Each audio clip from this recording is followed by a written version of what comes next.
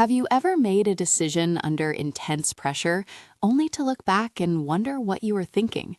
Perhaps you snapped at someone, or chose a quick fix instead of a well-thought-out solution. Now, imagine those moments amplified with far greater stakes. Today, we're going to explore a fascinating and often challenging intersection: how stress and decision-making fundamentally shape human behavior, particularly in the realm of criminal psychology. It's a complex landscape, one that challenges simplistic notions of right and wrong and delves into the intricate workings of the human mind under duress. Our journey will take us beyond mere headlines, offering a balanced, evidence-informed perspective on why individuals might act in ways that seem irrational or self-defeating. We'll uncover how the pressures of life can distort our judgment, influence our choices, and in some cases contribute to behaviors that cross the line into criminal conduct. This isn't about excusing actions, but about understanding the profound psychological forces at play. At its core, the premise is that stress doesn't just make us uncomfortable, it significantly impacts our cognitive functions, those essential mental processes we rely on for rational decision-making.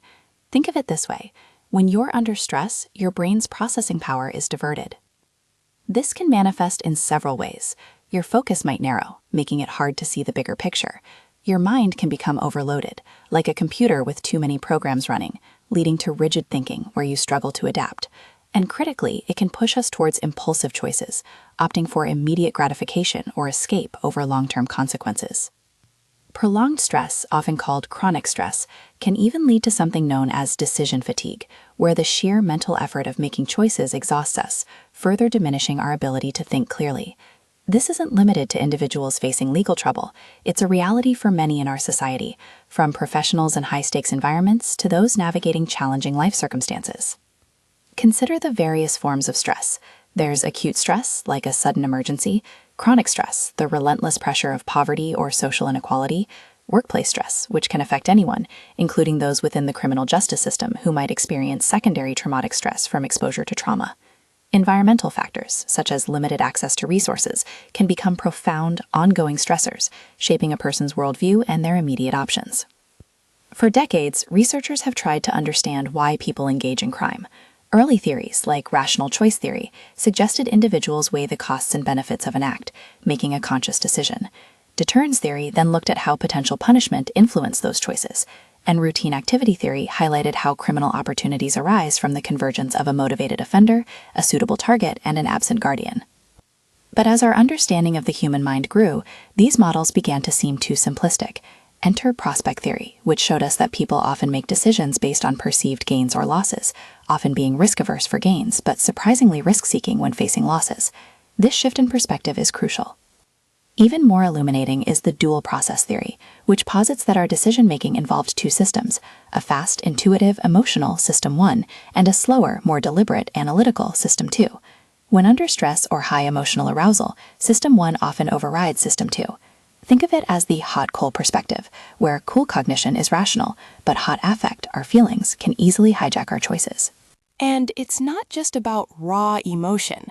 Cognitive biases, those mental shortcuts our brains take, also play a significant role. For instance, anchoring is when we rely too heavily on the first piece of information we receive, even if it's flawed. The availability heuristic causes us to overestimate the likelihood of events that are easy to remember, often because they were dramatic or recent. These biases can influence not only potential offenders, but also, critically, those in investigative contexts, leading to concerns about objectivity in law enforcement. On a deeper level, stress literally alters our brain chemistry. While a certain amount of stress, known as eustress, can actually enhance performance, toxic stress disrupts these delicate balances.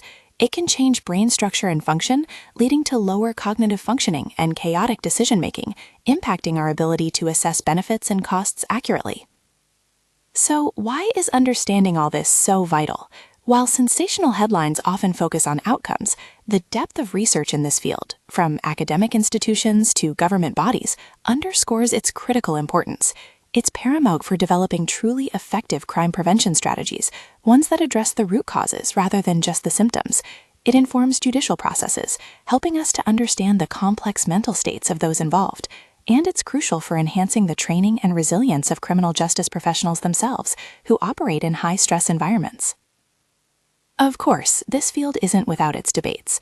A central question remains: is criminal behavior truly a product of rational choice, or is it driven by irrational impulses, fueled by stress, emotion, and bias? The truth, as often happens, lies somewhere in the middle. Methodological limitations pose challenges in studying emotions during the act of offending, prompting innovative approaches like virtual reenactments to get closer to the moment of decision. There's also the nuanced impact of stress to consider. It's not a one-size-fits-all phenomenon. Its effect depends on type, intensity, and context. This complexity means we can't jump to simplistic conclusions or universal interventions, and the very presence of cognitive biases in investigations raises ethical questions about ensuring fair and impartial justice. Looking to the future, this field is actively evolving. Researchers are refining methodologies, integrating biological factors like neurobiological responses and autonomic reactivity to add even more layers to our understanding. We're moving beyond simplistic conclusions to develop context-specific interventions. Mitigation strategies like red teaming, where an independent group challenges assumptions to reduce bias, are being developed for investigative decision-making, aiming to enhance objectivity within law enforcement. Ultimately, understanding the intricate interplay between intuitive and analytical systems in criminal choices, especially under emotional arousal, is key to improving crime prediction and developing more effective prevention and intervention programs.